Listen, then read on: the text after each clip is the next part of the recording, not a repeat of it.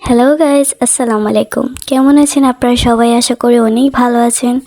তো কোরবানি ঈদ চলে এসেছে। তো প্রতিদিন সকালে দুপুরে রাতে মাংস খেতে খেতে একদম বিরক্তিবোধ চলে এসেছে। তো আমার কিন্তু একটা জিনিসেই বিরক্তি নেই, সেটা হলো বিরিয়ানি।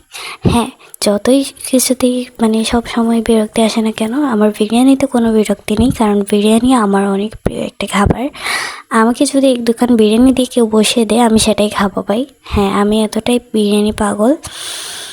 আজকে ভাবলাম কি রান্না করা যায়, দেন বিরিয়ানি রান্না করলাম সকালের জন্য। ভাবলাম একটু খেয়ে ফেলি, যেহেতু আমি অনেক ভালোবাসি বিরিয়ানি, তো আমি আর লোভ সামলাতে পারিনি, তাই এক গাদা বিরিয়ানি নিয়ে আমি বসে পড়লাম আপনাদের মাঝে।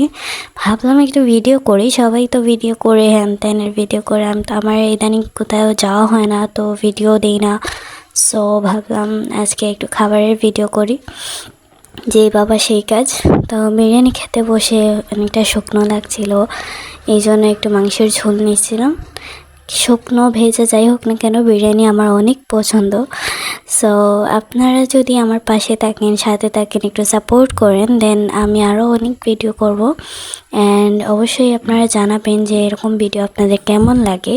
আমার ভীষণ ভালো লেগেছে, তাই আমি করেছি। যদি আপনাদের খারাপ লাগে দেন ইগনোর ইট, অ্যান্ড যদি ভালো লাগে আপনারা কমেন্ট করে জানান, আমি আরও এরকম ভিডিও করার চেষ্টা করব। আমি কিন্তু খুব বড় একটা ইউজার না, আমি ছোট ইউজার। তো আস্তে আস্তে বড় হব ইনশাল্লাহ, যদি আপনারা পাশে থাকেন। সো গাইজ, এই ছিল আমার আজকের ভিডিও। কেমন লাগলো জানাবেন, এবং অবশ্যই অবশ্যই আমার সাথে থাকবেন। Don't forget to subscribe, stay with us. আসসালামু আলাইকুম, টাটা।